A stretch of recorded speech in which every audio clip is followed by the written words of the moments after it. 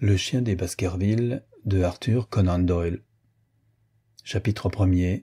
Monsieur Sherlock Holmes. Ce matin-là, Monsieur Sherlock Holmes, qui, sauf les cas assez fréquents où il passait les nuits, se levait tard, était assis devant la table de la salle à manger. Je me tenais près de la cheminée, examinant la canne que notre visiteur de la veille avait oubliée. C'était un joli bâton, solide, terminé par une boule, ce qu'on est convenu d'appeler une permission de minuit. Immédiatement au-dessous de la pomme, un cercle d'or, large de 2 centimètres, portait l'inscription et la date suivante, à M. James Mortimer, ses amis du CCH 1884. Cette canne, digne, grave, rassurante, ressemblait à celle dont se servent les médecins à vieux jeu. « Eh bien, Watson, me dit Holmes, quelle conclusion en tirez-vous » Holmes me tournait le dos et rien ne pouvait lui indiquer mon genre d'occupation. « Comment savez-vous ce que je fais ? Je crois vraiment que vous avez des yeux derrière la tête. »« Non, mais j'ai en face de moi une cafetière en argent, polie comme un miroir. »« Allons, Watson, communiquez-moi les réflexions que vous suggère l'examen de cette canne. Nous avons eu la malchance de manquer hier son propriétaire, et puisque nous ignorons le but de sa visite, ce morceau de bois acquiert une certaine importance.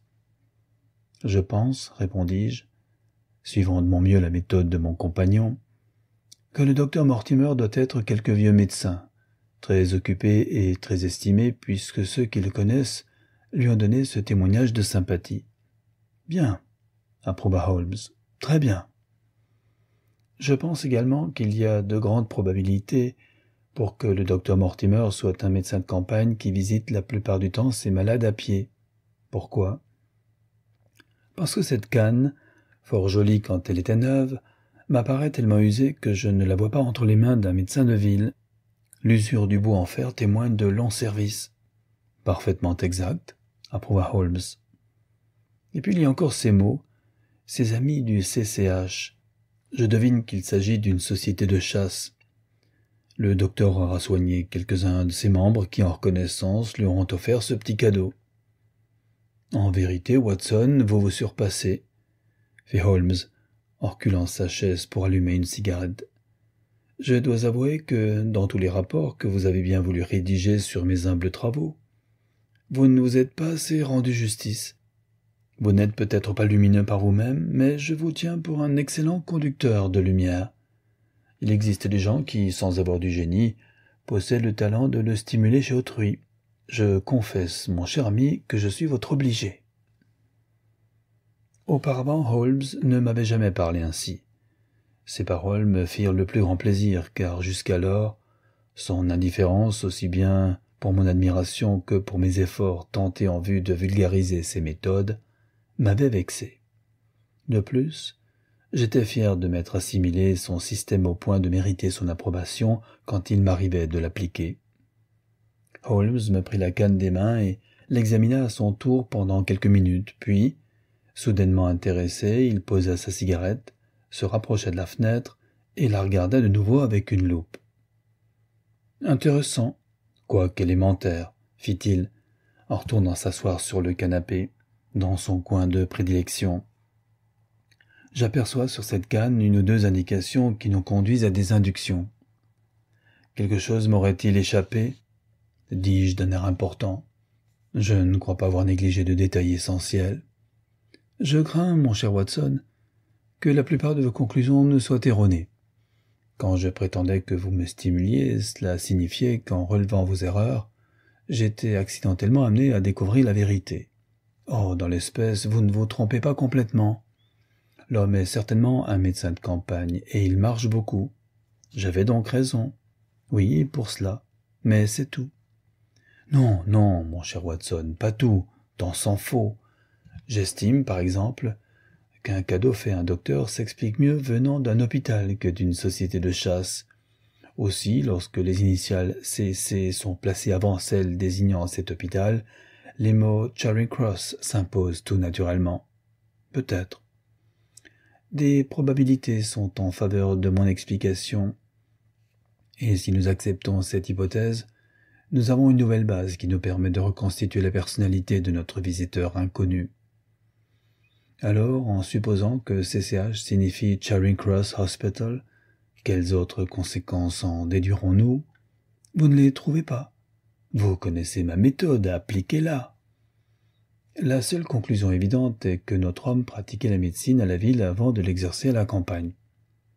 Nous devons aller plus loin dans nos suppositions. Suivez cette piste. À quelle occasion est-il le plus probable qu'on ait offert ce cadeau? Quand les amis du docteur Mortimer se seraient-ils cotisés pour lui donner un souvenir? Certainement au moment où il quittait l'hôpital pour s'établir. Nous savons qu'il y a eu un cadeau.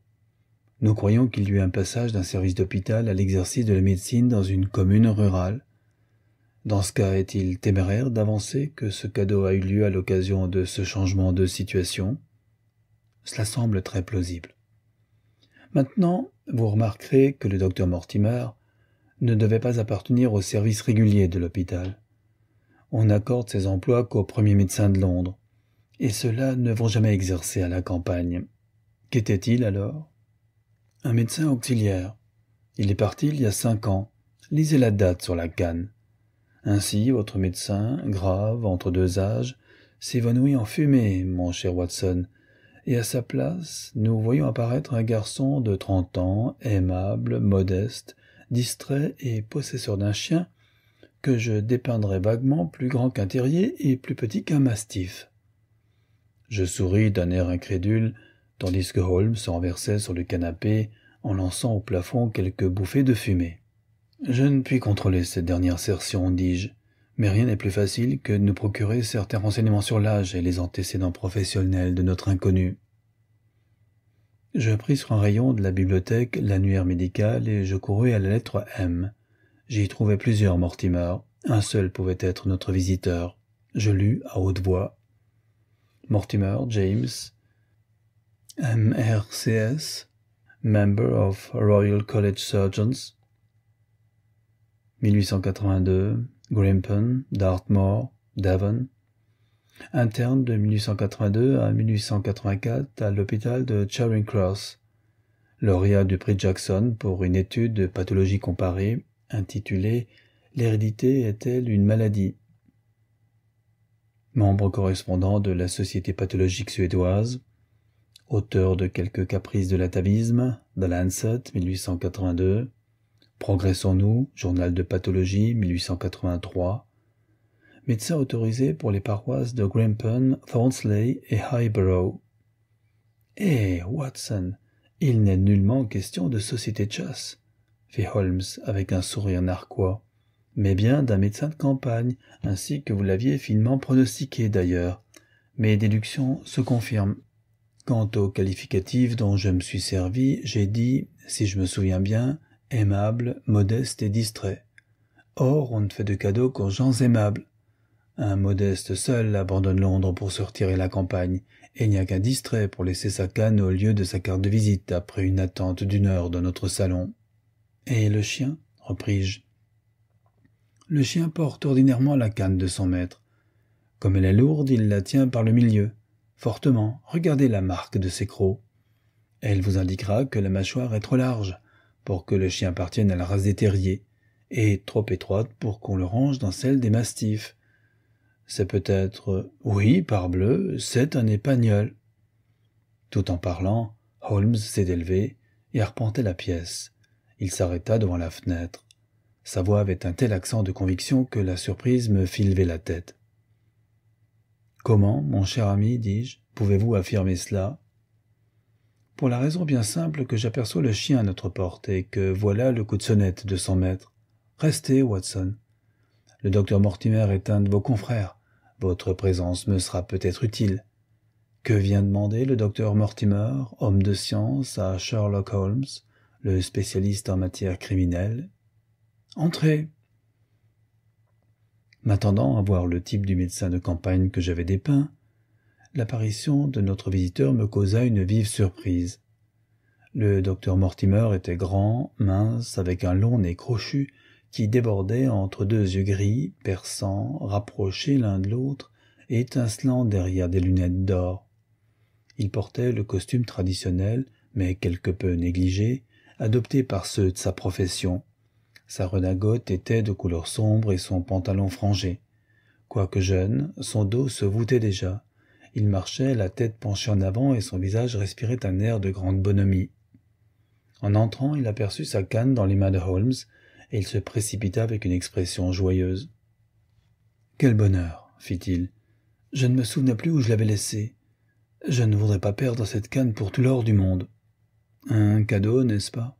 interrogea Holmes. « Oui, monsieur. De l'hôpital de Charing Cross. De quelques amis que j'y comptais à l'occasion de mon mariage. »« Ah, fichtre, c'est ennuyeux, » répliqua Holmes en secouant la tête. Le docteur Mortimer, légèrement étonné, cligna des yeux. « Qu'y a-t-il d'ennuyeux ?»« Vous avez dérangé nos petites déductions. Vous dites votre mariage. »« Oui, pour me marier, j'ai quitté l'hôpital. Je désirais me créer un intérieur. »« Allons, » fit Holmes. « Après tout, nous ne nous sommes pas trompés de beaucoup. Et maintenant, docteur Mortimer ?»« Non, monsieur. Monsieur Mortimer, tout bonnement, un humble MRCS. Et évidemment, un homme d'un esprit pratique. »« Oh, un simple minou Saint-Bins, un ramasseur de coquilles sur le rivage du grand océan inconnu de la science. C'est à monsieur Sherlock Holmes que je parle. »« Oui, et voici mon ami, le docteur Watson. Très heureux de faire votre connaissance, monsieur. J'ai souvent entendu prononcer votre nom avec celui de votre ami. Vous m'intéressez vivement, monsieur Holmes. J'ai rarement vu un crâne aussi dolichocéphalique que le vôtre, ni des bosses supraorbitales aussi développées. Voulez-vous me permettre de promener mon doigt sur votre suture pariétale? Un moulage de votre crâne, monsieur, en attendant la pièce originale, ferait l'ornement d'un musée d'anthropologie. Loin de moi toute pensée macabre, mais je convoite votre crâne. » Holmes montra une chaise à cet étrange visiteur. « Vous êtes un enthousiaste de votre profession, comme je le suis de la mienne, » dit-il. « Je devine à votre index que vous fumez la cigarette. Ne vous gênez pas pour en allumer une. » Notre homme sortit de sa poche du papier et du tabac, et roula une cigarette avec une surprenante dextérité. Il avait de longs doigts, aussi agiles et aussi mobiles que les antennes d'un insecte. Holmes demeurait silencieux, mais ses regards, obstinément fixés sur notre singulier compagnon, me prouvaient à quel point celui-ci l'intéressait. Enfin, Holmes parla. « Je présume, monsieur, que ce n'est pas seulement pour examiner mon crâne que vous m'avez fait l'honneur de venir me voir hier et de revenir aujourd'hui. »« Non, monsieur, non, bien que je me réjouisse de cet examen. Je suis venu, monsieur Holmes, parce que je reconnais que je ne suis pas un homme pratique, et ensuite parce que les circonstances m'ont placé en face d'un problème aussi grave que mystérieux. Je vous considère comme le second parmi les plus habiles experts de l'Europe. Vraiment? Puis-je vous demander le nom de celui que vous mettez en première ligne? Fit Holmes avec un peu d'amertume. L'œuvre de M. Bertillon doit fort impressionner l'esprit de tout homme amoureux de précision scientifique. Alors pourquoi ne le consultez-vous pas?